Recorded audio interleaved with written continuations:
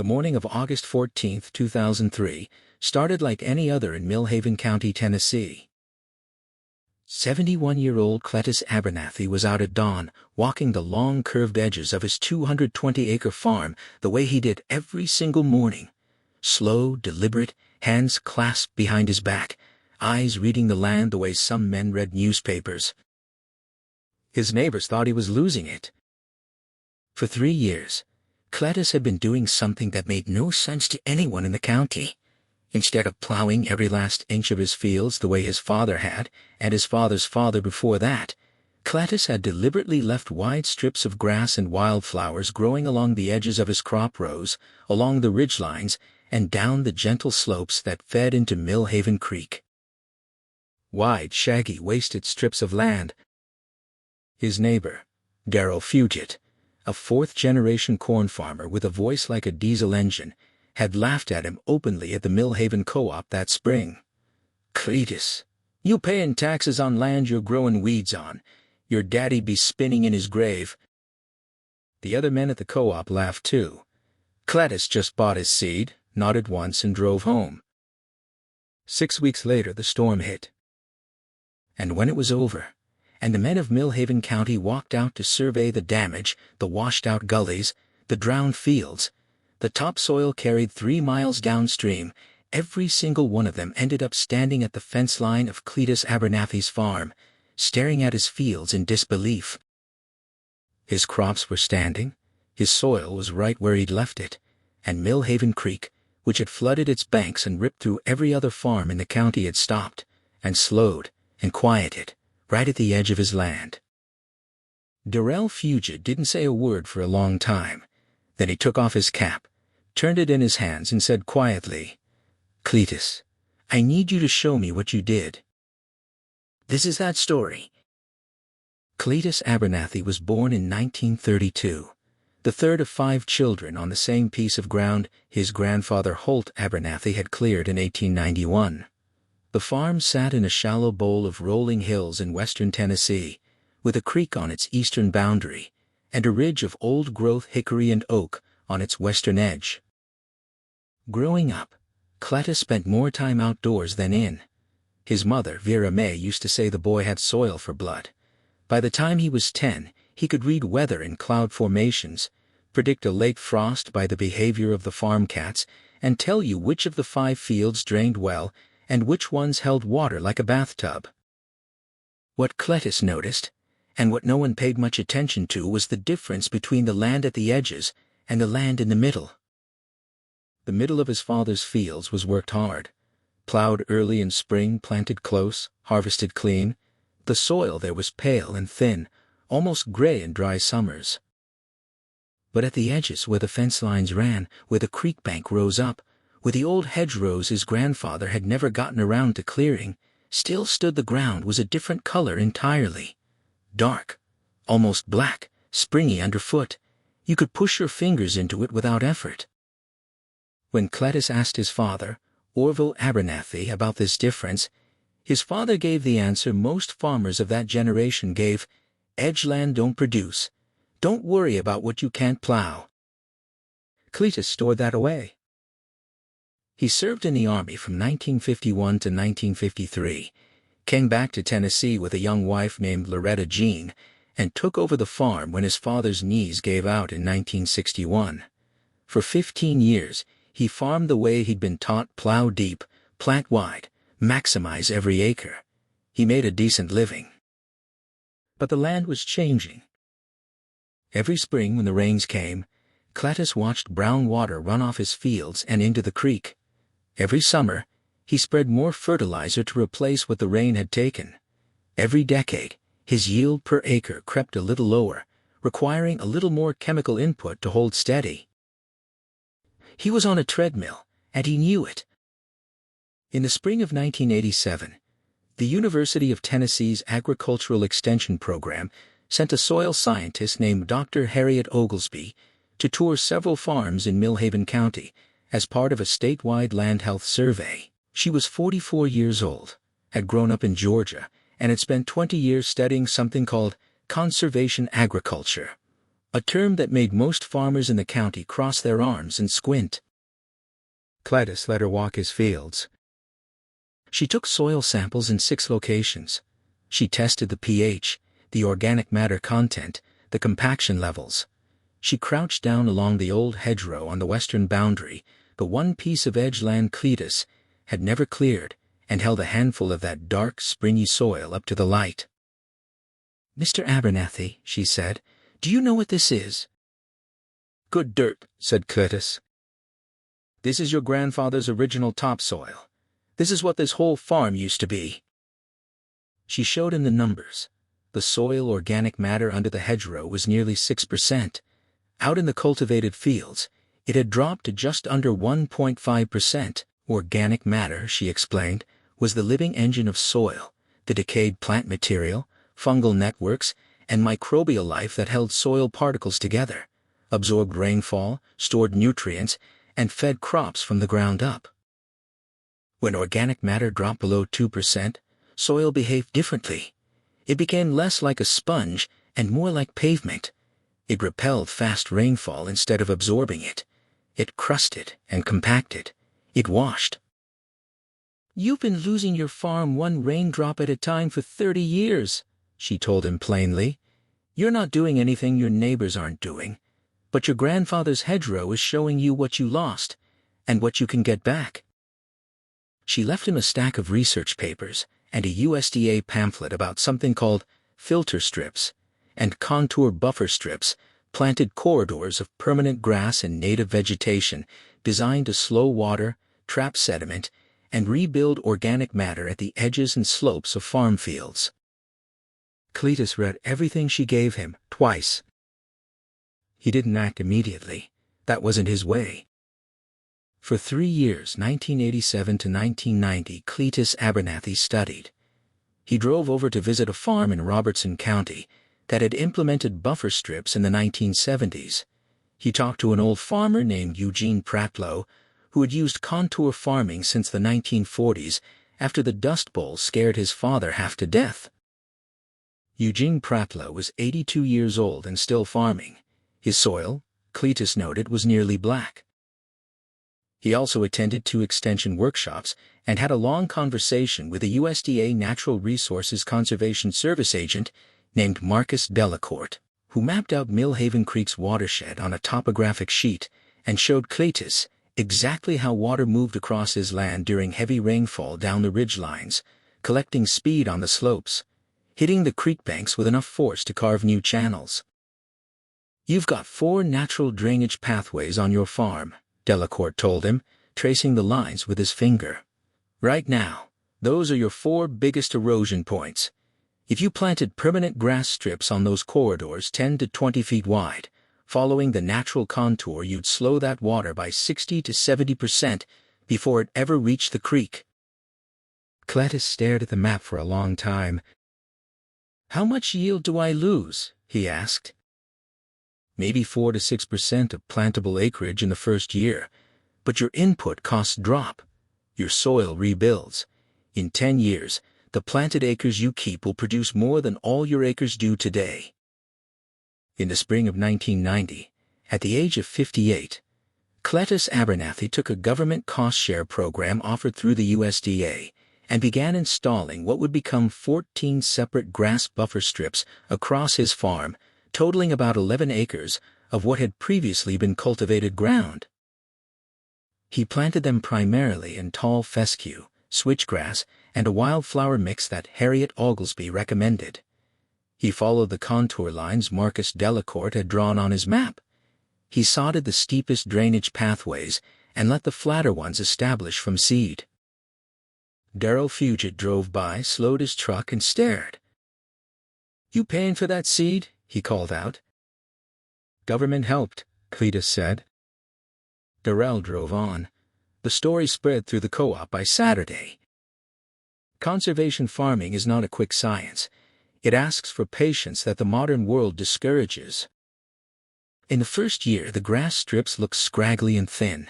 They didn't stop runoff dramatically. They blew in the wind and got mowed down on the edges by deer. Cletis's overall yield that season was down 5.2%. In the second year, the switchgrass began to root deeply. Switchgrass, a native prairie grass, sends roots 6 to 10 feet into the ground, creating channels that allow water to infiltrate rather than run off. The fescue thickened. The wildflower sections began attracting pollinators in numbers Cletis hadn't seen on his farm in decades. He also noticed something happening in the soil immediately upslope of the buffer strips. Sediment that would have washed away was being trapped by the grass. The soil there was building up slowly, imperceptibly, but measurably. He'd started keeping a journal in 1990, and every fall he pressed a ruler into the soil at marked stakes and recorded the depth. Loretta Jean thought he'd taken leave of his senses. "You're measuring dirt," she said one evening. "I'm watching it come back," he told her. By the third year, 1992, something else was happening. Cletis noticed that his cultivated fields adjacent to the buffer strips were retaining moisture longer into dry spells. He was using less irrigation. His soil was darker. He had a private soil test done that fall.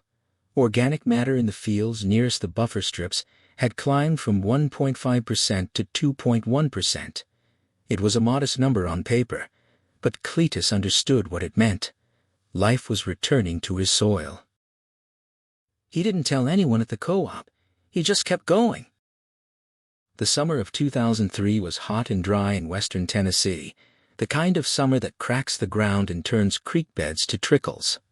Farmers across Millhaven County irrigated heavily through July and into August, running up water costs. Then on August 13th, a slow-moving frontal system collided with Gulf moisture over the Mississippi Valley, and the National Weather Service issued a flash flood watch for the region. By 10 p.m. the rain had begun. By midnight it was coming in sheets. By 3 a.m. on August 14th, Millhaven County had received 4.8 inches of rain in 5 hours, more than twice the threshold for flash flooding. The creek gauges went off. Emergency services were awakened, and on the hillside farms of the county, water was moving. Cletis sat on his porch in the dark, listening to it rain, and waited. At first light, the damage began to reveal itself. Darrell Fugit's eastern field had lost a gully that measured 3 feet deep and 40 feet long overnight, carved straight through his cornfield by runoff pouring off the ridge above. 200 tons of topsoil, by later estimates, had washed into Millhaven Creek. His cover crop was flattened. One corner of his lower field was standing in 2 feet of water. 3 farms downstream of Cletis's land had flooded out buildings. The county road was washed out at the low crossing over Millhaven Creek. A neighbor's hay bales, 20 round bales stacked along a creek bank, had been carried a quarter-mile downstream and were sitting in a neighbor's cow pasture. Cletis walked his land at dawn. The grass strips were beaten down and muddy. Several sections of his wildflower corridor were completely buried in trapped sediment that would otherwise have washed into the creek. His drainage pathways had done their work. You could see where the water had moved it, had hit the switchgrass strips, slowed, spread out, infiltrated, and quieted. His crops were standing.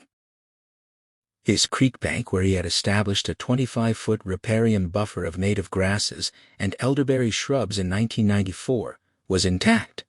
The creek had risen, but not breached. The bank held. He found one small washout at the far northwest corner of his property, on a slope he'd always considered problematic, and had planned to add a strip to the following spring. It was the only break in his system. It was also the only damage on his farm. He stood at that washout for a long time, noting it in his journal. Then he walked home, took off his muddy boots on the porch, and sat down with Loretta Jean for coffee. "How bad?" she asked. "We're fine," he said. The men came to Cletis's fence line that afternoon, one by one, and then in small groups. Darrell Fugit came first, still in his barn boots, mud to his knees. He stood at the fence and looked across Cletis's standing corn without saying anything for a long time. Then came Tommy Birdsell, whose lower pasture had been flooded out, and Hank Westerfield, who'd lost a section of fence and 2 calves to a ditch that hadn't existed the day before. and old Rupert Doss, 77 years old, who had farmed through the flood of 1973, and said quietly that this one was worse. They looked at the grass strips, beaten and muddy and triumphant. Cletis showed them what he'd done and why, starting with the soil test Harriet Oglesby had given him 16 years before. He showed them his journal, 13 years of soil depth measurements, organic matter records, yield per acre data, and input cost figures. He walked them along the switchgrass drainage pathways and explained how they followed the contour lines Marcus Delacourt had mapped. He showed them the trapped sediment mounted up against the upstream face of each grass strip, sometimes by several inches. He explained what that sediment was, their neighbor's topsoil in many cases, or what would have been his own. He showed them the northwest washout, the one gap in his system, and said, "That's what happens where I didn't finish the job. That's what the whole farm would look like today if I hadn't done any of this." There was a long silence. Darrell Fugit spoke first. "I called you crazy." "I know you did," Cletis said. "How long does this take to set up right?" "The grass takes 2 to 3 years to really establish. The soil takes longer, but you start seeing water behavior change in the first year." "And the yield hit?" "I'm farming about 209 acres instead of 220, but those 209 acres are producing more per acre than the whole 220 were in 1990, because the soil is healthier. My input costs are lower too. I'm spending less on fertilizer than I was 10 years ago." By the time Cletis finished talking, the afternoon sun was coming through the clouds, and the men of Millhaven County were very quiet. In the years that followed, 7 of Cletis's neighbors enrolled in USDA cost-share programs and installed buffer strip systems on their own farms. Marcus Delacourt, the NRCS agent who had helped Cletis in 1990, came back out to the county and spent 2 full weeks mapping topography and designing corridor systems for each farm. Darrell Fugit, the loudest skeptic, became, characteristically, the loudest convert. By 2007, he had installed 16 acres of native grass buffers and had begun no-till farming on his most vulnerable slopes. He spoke at the county extension meeting in 2008 and told the room exactly what he'd told Cletis at the fence line. "I called him crazy. He was right. Don't make my mistake." Cletis Abernathy retired from active farming in 2011, turning the operation over to his son Dale and daughter-in-law Patricia. He was 79 years old. He'd been keeping his soil journal for 21 years. On his last day of active farming, he walked the buffer strips one final time. The switchgrass was thick and tall, swaying in the late September breeze. The wildflower section, goldenrod and purple coneflower and wild bergamot, was going to seed. Monarch butterflies moved through it in clusters. He pressed his hand flat against the soil in the corridor he'd first established in 1990. It was dark, nearly black, cool under his palm. He measured it with his ruler against the stake he'd driven into the ground 21 years earlier. The soil surface had risen by nearly 2.5 inches. 2.5 inches of new topsoil in 21 years at a time, when conventional agriculture was losing topsoil at rates that alarmed soil scientists nationwide. He wrote the number in his journal. Then he closed it, tucked it under his arm, and walked home. What Cletis Abernathy did on his Tennessee farm has a name: conservation buffer farming. It is one of the most well-documented, most effective, and most underused tools in American agriculture. Here is what the science in Cletis's journal tells us. Topsoil is not permanent. American agriculture has lost roughly half of its original topsoil depth since European settlement, according to USDA estimates. It takes nature approximately 500 years to produce 1 inch of topsoil. Once it washes away, it is, for any practical human lifetime, gone. Grass roots are nature's infrastructure. Native prairie grasses like switchgrass, big bluestem, and Indian grass send roots 6 to 12 feet deep. Those root channels allow rainwater to infiltrate the soil rather than run across its surface. They also hold soil particles together with a tenacity that no erosion control product manufactured by human hands can fully replicate. Buffer strips work. Studies by the USDA and university extension programs have found that properly designed vegetated buffer strips can reduce sediment runoff from farm fields by 50 to 97%, depending on slope, width, and vegetation type. They reduce nutrient and pesticide runoff. They provide wildlife habitat. They protect water quality in streams and rivers. Soil organic matter is the foundation of everything. Every percentage point of organic matter in topsoil represents roughly 20 pounds of nitrogen per acre per year, made available to crops nitrogen that doesn't have to be purchased and spread. Soil with higher organic matter absorbs more rainfall, holds more water in drought, resists compaction, and supports more complex microbial ecosystems. It is, in the most literal sense, alive. Patience is the hardest input. The hardest thing about conservation farming is that it asks for patience in a culture that rewards speed. The grass strips looked ragged for 2 years. The soil improvements took a decade to become dramatic. The payoff came in a single overnight storm in August of 2003, and in every drought-shortened summer, when Cletis's fields held their moisture a week longer than his neighbors. Cletis Abernathy never wrote a book. He never gave a TED Talk. He never went viral on the internet. He just walked his land every morning, read what it told him, and had the patience to give it back what it needed. When the storm came, the land remembered. Cletis Abernathy died on a Sunday morning in March of 2017, at the age of 84. He died the way he'd lived on his own land, having walked his fence line that morning the way he had for 60 years. Dale found his father's journal on the kitchen table. The last entry was from the previous fall, a routine measurement at the soil stakes, a note about the switchgrass corridor needing some maintenance on the north end, and a single line at the bottom. Land is still coming back, slow and sure. His neighbors attended the funeral in numbers that surprised the pastor. Darrell Fugit, now 73 and still farming, now farming better than he ever had, sat in the front row and wept without embarrassment.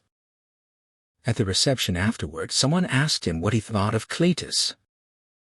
Darrell was quiet for a moment. Then he said, "He saw what was happening to the land before any of the rest of us did, and instead of waiting for somebody else to fix it, he just started fixing it himself, one grass strip at a time." He paused. I laughed at him. I told him his daddy would be rolling in his grave.